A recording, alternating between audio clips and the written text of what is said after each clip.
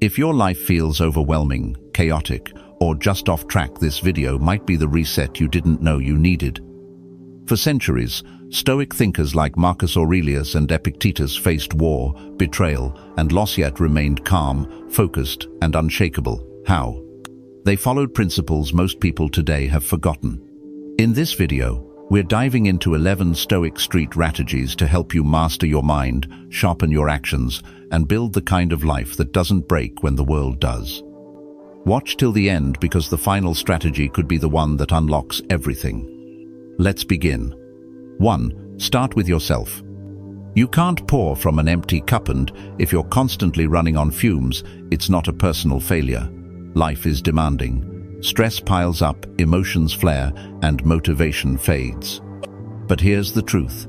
If you keep ignoring your own needs, you're not being strong. You're slowly self-destructing. Stoic philosophy doesn't preach selfishness. It teaches self-respect. It tells us, take responsibility for your inner world before you try to change the outer one. Because only when your mind is calm, your body is cared for, and your spirit is centered can you truly show up for others. This isn't about bubble baths and luxury escapes. It's about setting boundaries, saying no, resting when you need to, meditating, journaling, walking in silence, doing what anchors you. These aren't luxuries, they're maintenance. When you prioritize yourself, you don't become less available to the world, you become more powerful within it. If you want to light up a room, you must first become the brightest flame in it. So ask yourself, when was the last time you did something just for you without guilt, without apology? Maybe today is the day to change that. Your peace is not optional, it's foundational. 2. Your appearance reflects your inner discipline. Seneca once said, "We do not live to dress well, but we should not live as if we care nothing for ourselves." Your appearance is not about vanity, it's about presence. It's the silent signal you send to the world and, more importantly, to yourself. Grooming, posture, and style aren't about impressing others, they're acts of self-respect. Looking after yourself isn't superficial, it's foundational. When you stand tall, when your clothes are clean and intentional, when your energy says, "I care," something shifts. You walk differently. Speak more clearly. You carry yourself with quiet confidence and people notice. More importantly, you notice. This isn't about luxury brands or chasing trends. You don't need the most expensive outfit. What you need is alignment, a style that reflects who you are, a look that mirrors your mindset, and consistency that tells the world, "I show up with purpose." Because when your outside reflects your inner discipline, your entire being becomes congruent, and congruence is power. You don't dress to be seen, you dress to remind yourself of who you are becoming. So next time you get dressed, don't ask, "Will they like this?" Ask instead, "Does this reflect the strength I'm building within?" 3. The silent power of a smile. It might seem simple, even trivial, but your smile is a weapon, a quiet one, a stoic one. You don't smile because life is perfect. You smile because you've chosen not to let chaos have the final word. Modern science confirms what the Stoics already knew. A genuine smile, even a forced one, can shift your brain chemistry. It triggers dopamine and serotonin, calming the nervous system and signaling strength, not weakness. But here's the twist. Stoicism isn't about pretending everything's okay. It's about choosing your response when it isn't. A smile, in the Stoic sense, is not performative. It's intentional. It's your way of saying, "This moment will not break me." Try it. When stress builds up, when disappointment hits, when people expect you to snap, smile instead. Not to deny the weight, but to carry it with grace. "He who laughs at life," said Seneca, "laughs not because it's easy, but because he has mastered himself." And here's the best part. Your smile is contagious. It shifts rooms. It softens tension. It invites trust. So the next time life tests you, pause and smile, not because you have to, but because you can. 4. Kindness is not weakness.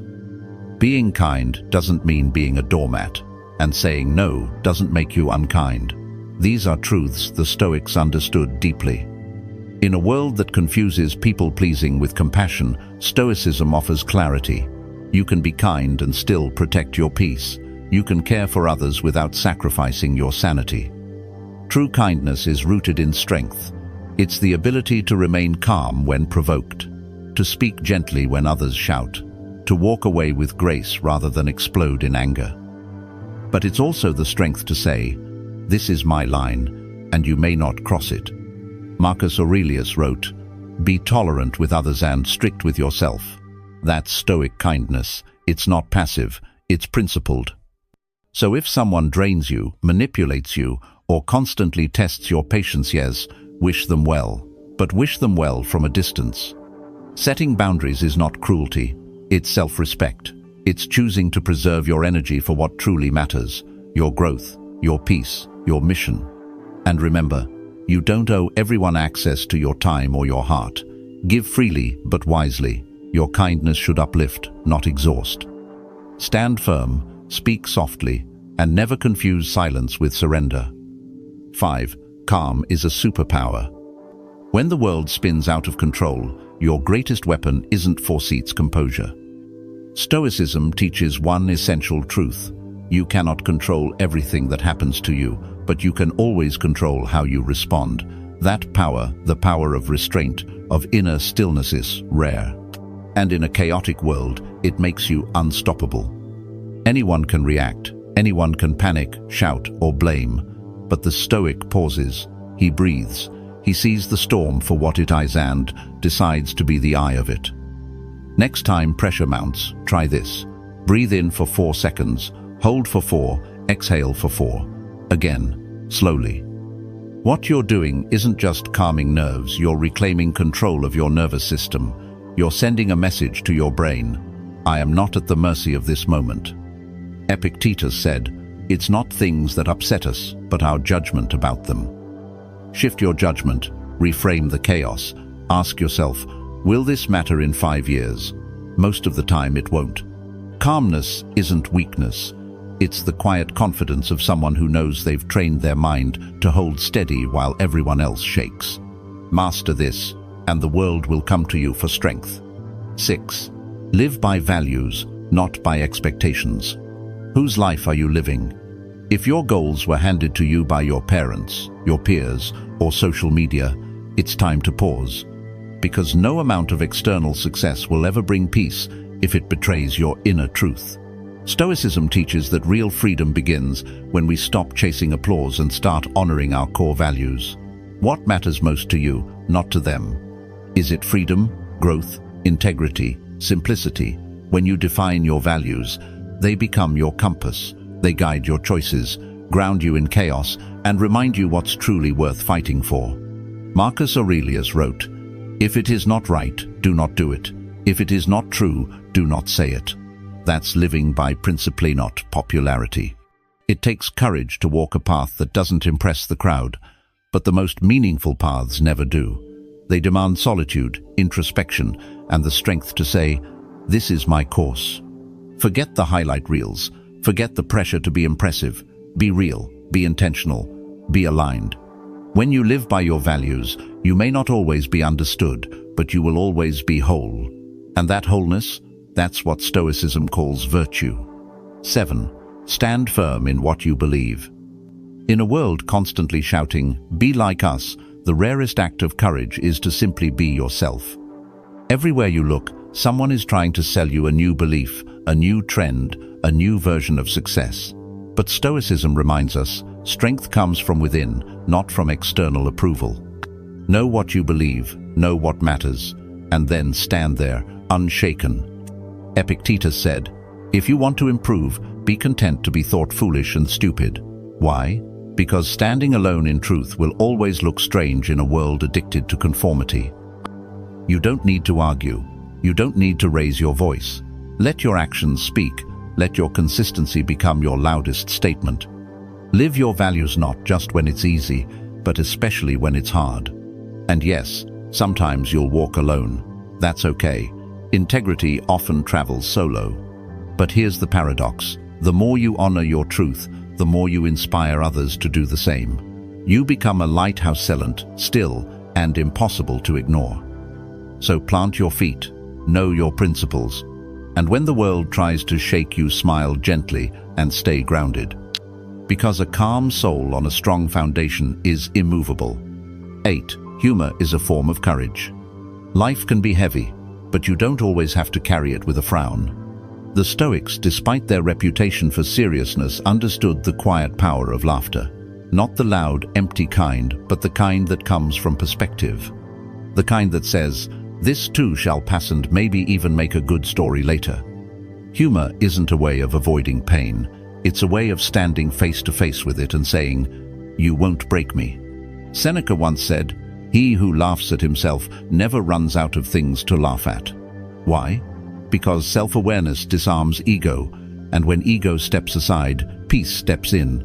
Being able to smile at your own flaws, at the absurdity of everyday life, is not weakness, it's wisdom. It means you've accepted imperfection without letting it define you. And here's the gift. Humor connects. It softens tension. It builds bridges. In moments of conflict, a well-placed smile or light remark can do what anger never could heal. So don't take yourself too seriously.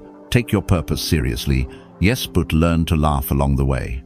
Because sometimes the strongest thing you can do is simply lighten up. 9. Respect, even in disagreement. Respect isn't about agreeing with everyone, it's about honoring their humanity, even when their views clash with yours. In a world obsessed with being right, Stoicism offers a higher aim, being principled. That means listening without interrupting, disagreeing without belittling, and standing your ground without stepping on someone else's.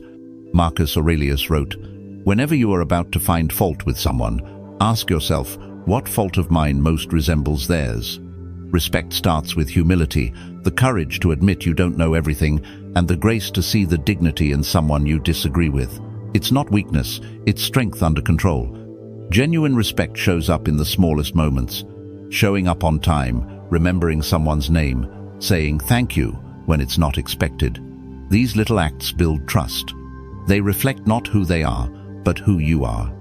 And let's be clear, respecting others does not mean tolerating abuse or abandoning your values. You can be assertive without being cruel. You can set boundaries without hostility.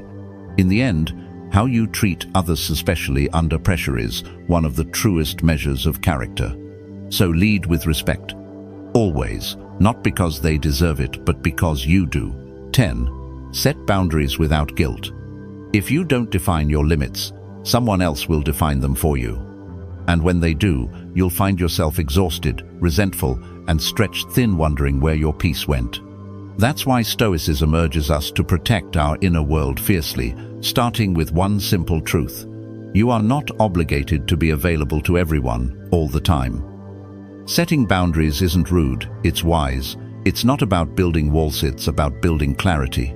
You're not saying, "I don't care about you." You're saying, "I care about myself too." Epictetus reminds us, you may not control the actions of others, but you can control whether they cross your threshold. Say no without explanation. Step back without drama. Prioritize your time, your energy, your values without apology. But here's the secret. The more clearly you communicate your limits, the more respect you cultivate. People trust those who know where they stand. Yes, it might feel uncomfortable at first, but discomfort is the price of growth, and peace is the reward. So start small. Silence your phone after a certain hour. Decline that draining invitation. Reclaim your space. Because boundaries aren't barriers, they're bridges to a healthier, stronger, more grounded version of you. 11. Cut out negative energy. Your mind is a garden. What you allow to stay will either nourish you or slowly poison you.